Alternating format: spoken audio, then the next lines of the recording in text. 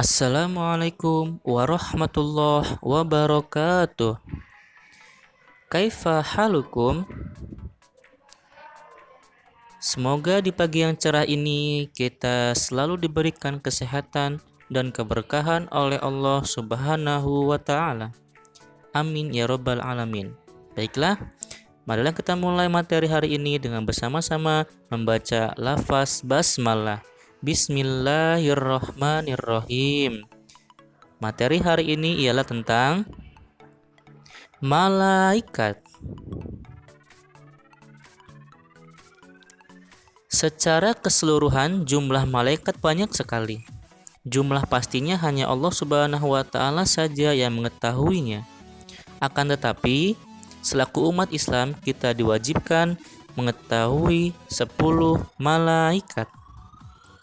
Antara lain ialah nama-nama malaikat. Yang pertama, malaikat Jibril, malaikat Mikail, malaikat Israfil, malaikat Izrail, malaikat Munkar, malaikat Nakir, malaikat Raqib, malaikat Atid, malaikat Malik, dan malaikat Ridwan.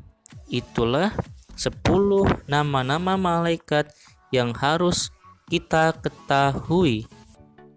Dan berikut ialah tugas-tugas para malaikat. Dan yang pertama, malaikat Jibril bertugas menyampaikan wahyu dari Allah Subhanahu wa taala untuk para nabi dan para rasulnya. Yang kedua, malaikat Mikail bertugas mengatur pembagian rizki kepada makhluk Allah Subhanahu wa taala seperti mengatur turunnya hujan dan lain sebagainya. Yang ketiga, malaikat Israfil bertugas meniup trompet sangkakala. Apabila ditiup untuk pertama kalinya, maka semua makhluk akan mati, dan ketika ditiup kedua kalinya, maka semua makhluk akan hidup kembali. Yang keempat, malaikat Izrail bertugas mencabut nyawa semua makhluknya.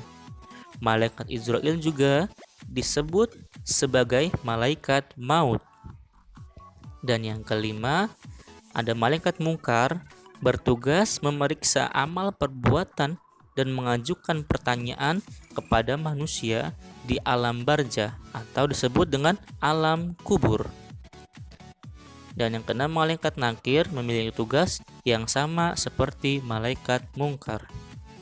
Yang ketujuh, malaikat Raqib bertugas mencatat amal perbuatan baik manusia. Yang kedelapan, malaikat Atid bertugas mencatat perbuatan amal buruk manusia. Yang kesembilan, malaikat Malik bertugas menjaga pintu neraka, bersifat keras dan tidak mempunyai belas kasihan kepada penghuni neraka.